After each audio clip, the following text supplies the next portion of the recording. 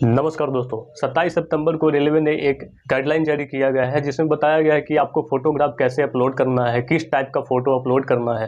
क्योंकि अभी एनटीपीसी का फॉर्म भरा रहा है और आरआरबी टेक्नीशियन का जो है फॉर्म फिर से भराना है, जिसका डेट भी आ चुका है कब से कब तक भराएगा। तो जो भी कैंडिडेट अभी तक फॉर्म नहीं भरे हैं या फिर आरआरबी टेक्नीशियन का फॉर्म भरने वाले हैं, उनके लिए ये जो गाइडलाइन है बहुत ही इंपॉर्टेंट होती है। तो भाई जो भी इस नोटिस के बारे में जानते हैं वो वीडियो ना देखें, क्योंकि उनका समय बर्बाद हो जाएगा। क्योंकि मेरी वीडियो से ज़्यादा इंपॉर्टेंट उनके लिए टाइम है, उस टाइम को आप पढ़ने में लगाइए। और जिनको इस नोटिस के बारे में नहीं पता है वो वीडियो को अंतिम तक देखिएगा, तभी आपको समझ में आएगा कि कैसे फ़ोटो अपलोड करना है, किस टाइप का फ़ोटो अपलोड करना है, क्या गलती नहीं करना है कि फॉर्म रिजेक्ट ना हो। तो चलिए उस नोटिस को देखते हैं। देखिए, ये आपको स्क्रीन पर दिख रहा होगा। ये गाइडलाइन में पहला गाइडलाइन दिया गया है कि upload only recent one colour photograph. अभी जो नया गाइडलाइन जारी किया है इसमें आपको रिसेंट फोटो ही चाहिए। फिर दूसरा गाइडलाइन क्या है, dimension is as per Indian passport size, यानी कि फोटो का जो डायमेंशन है वो भी गाइडलाइन के हिसाब से होना चाहिए।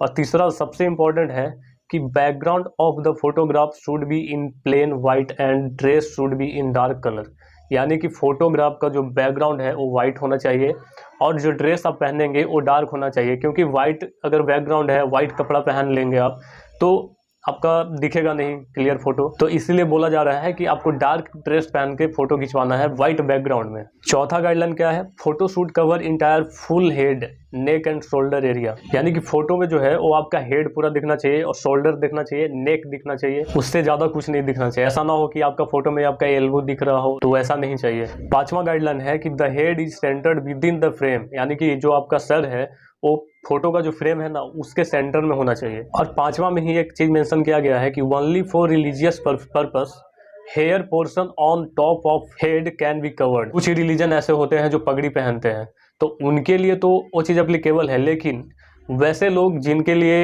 ये चीज़ अप्लीकेबल नहीं है वो अपना बाल को नहीं ढकेंगे। जैसे मान के चले कि आप टोपी पहनकर फोटो खिंचवा लेते हैं, तो ऐसे में आपका फॉर्म रिजेक्ट हो जाएगा, वो अप्लीकेबल नहीं है। आपका हेयर दिखना चाहिए अगर आप उस धर्म से बिलोंग नहीं करते हैं जिसमें पगड़ी पहना जाता है। छठा गाइडलाइन है कि eyes open clearly and looking straight to front side of view, यानी कि आंख आपका खुला होना चाहिए और सामने की ओर आपको देखना चाहिए फोटो में, तभी आप अप्लीकेबल होंगे, नहीं तो आपका फॉर्म रिजेक्ट हो जाएगा।